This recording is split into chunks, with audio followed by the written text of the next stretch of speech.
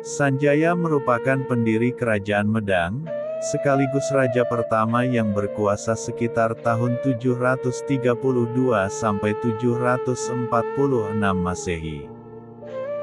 Namanya dikenal melalui Prasasti Canggal, Prasasti Mantiasih, dan Prasasti Wanua Tengah III, serta naskah Carita Parahyangan. Walaupun naskah Carita Parahyangan bukan sumber primer, tetapi naskah tersebut dapat dijadikan sebagai bahan pengecekan dan pembanding, serta pelengkap. Dalam Prasasti Mantiasih, Sanjaya disebut dengan gelar Rakai Mataram Sang Ratu Sanjaya. Berbeda dengan gelar para penggantinya, ia menggunakan gelar Sang Ratu, itu artinya posisinya lebih tinggi dari para maharaja.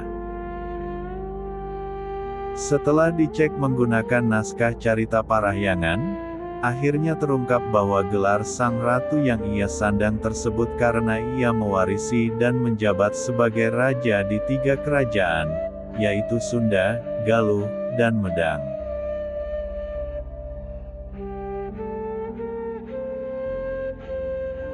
Dalam Prasasti Mantiasih yang dikeluarkan Maharaja Dyah Balitung tahun 907, nama Rakai Mataram Sang Ratu Sanjaya tertulis pada urutan pertama dari para raja yang pernah memerintah kerajaan Medang.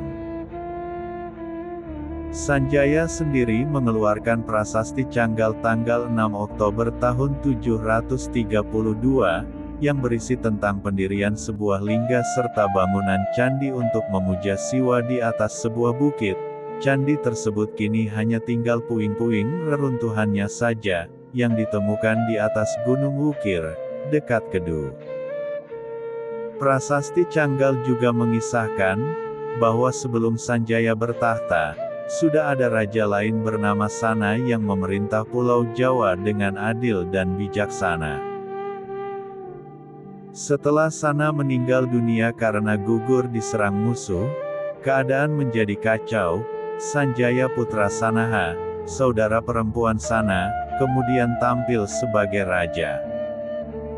Dengan gagah berani ia menaklukkan raja-raja lain di sekitarnya, sehingga Pulau Jawa kembali tentram.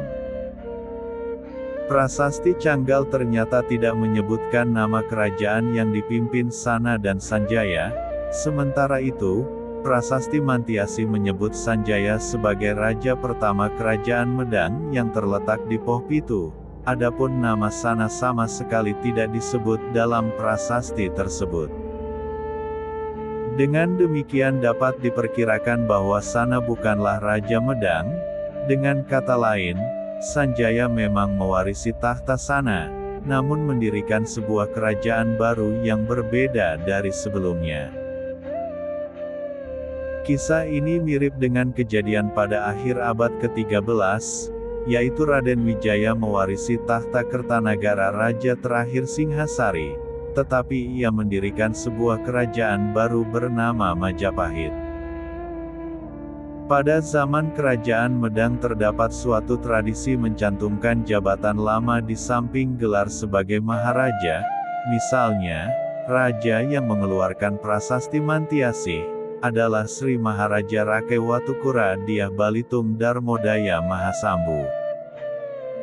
Itu artinya, jabatan lama Dyah Balitung sebelum menjadi Raja Medang adalah sebagai Kepala Daerah Watukura. Sementara itu, gelar Sanjaya sebagai raja adalah Rakai Mataram Sang Ratu Sanjaya. Dapat diperkirakan ketika Sana masih berkuasa, Sanjaya bertindak sebagai kepala daerah Mataram. Disebutkan pula dalam Prasasti Mantiasih, bahwa Sanjaya adalah raja pertama yang bertahta di kerajaan Medang yang terletak di Pohpitu. Dengan demikian, Pohpitu adalah ibu kota kerajaan Medang yang dibangun oleh Sanjaya, tetapi di mana letaknya belum bisa dipastikan sampai saat ini.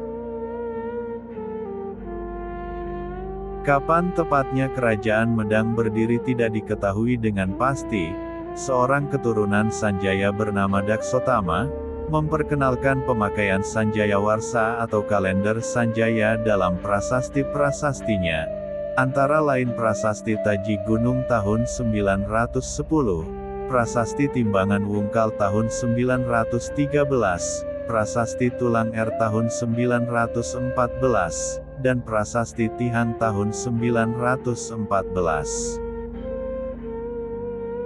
Menurut analisis para sejarawan, tahun 1 Sanjaya bertepatan dengan tahun 716 Masehi, dan besar kemungkinan itu adalah tahun di mana Sanjaya berhasil mendapatkan kembali tahta warisan sana. Nama Sanjaya juga dapat kita jumpai pula dalam Prasasti Pupus yang ditemukan di daerah Semarang pada tahun 822. Dalam Prasasti Pupus ini disebutkan bahwa Sanjaya telah meninggal atau Rahyangta.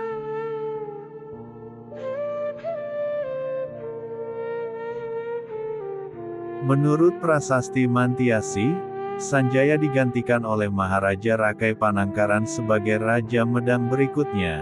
Raja kedua ini mendirikan sebuah bangunan Buddha yang kini dikenal sebagai Candi Kalasan, atas permohonan para guru Raja Shailendra tahun 778. Berdasarkan berita tersebut, muncul beberapa teori tentang hubungan Sanjaya dengan Rakai Panangkaran. Teori pertama dipelopori oleh Van Naersen, yang menyebutkan bahwa Rakai Panangkaran adalah putra Sanjaya yang beragama Hindu. Ia dikalahkan oleh Wangsa Shailendra yang beragama Buddha. Jadi pembangunan Candi Kalasan ialah atas perintah Raja Shailendra terhadap Rakai Panangkaran yang menjadi bawahannya. Teori kedua dipelopori oleh Porbat Jaraka, yang menyebutkan bahwa Rakai Panangkaran adalah putra Sanjaya, dan mereka berdua merupakan anggota Wangsa Shailendra. Dengan kata lain, Wangsa Sanjaya tidak pernah ada, karena tidak pernah tertulis dalam prasasti apapun. Menurut teori ini, Rakai Panangkaran pindah agama menjadi penganut Buddha atas perintah Sanjaya sebelum meninggal. Jadi yang dimaksud dengan istilah para guru Raja Shailendra dalam prasasti Kalasan tidak lain adalah para guru Rakai Panangkaran sendiri. Teori ketiga dipelopori oleh Slamet Muljana, bertentangan dengan kedua teori di atas. Menurutnya Rakai Panangkaran bukan putra Sanjaya, melainkan anggota Wangsa Shailendra yang berhasil merebut tahta kerajaan Medang dan mengalahkan Wangsa Sanjaya. Teori ini didasarkan pada daftar para raja dalam Prasasti Mantiasi, di mana hanya Sanjaya yang bergelar Sang Ratu, sedangkan para penggantinya tiba-tiba bergelar Maharaja.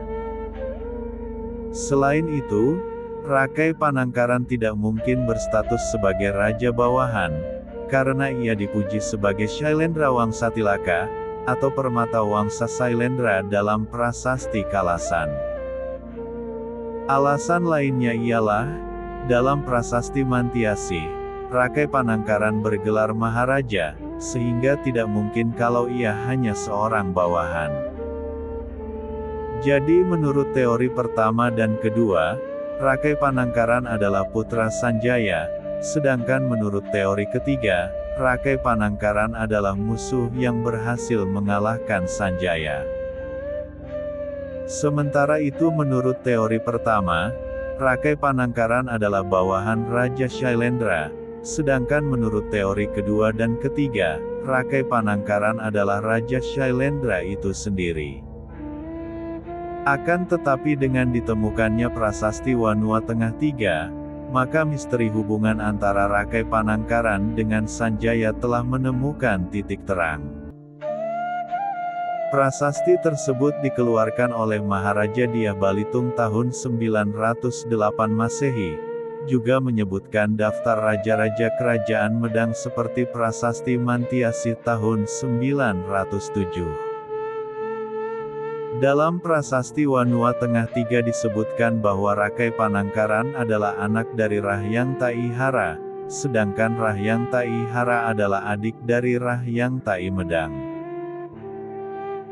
Jika dalam prasasti Mantiasi disebutkan bahwa Sanjaya adalah raja pertama kerajaan Medang, maka dapat diduga bahwa Rahyang Tai Medang dalam prasasti Wanua Tengah III tidak lain adalah Sanjaya itu sendiri.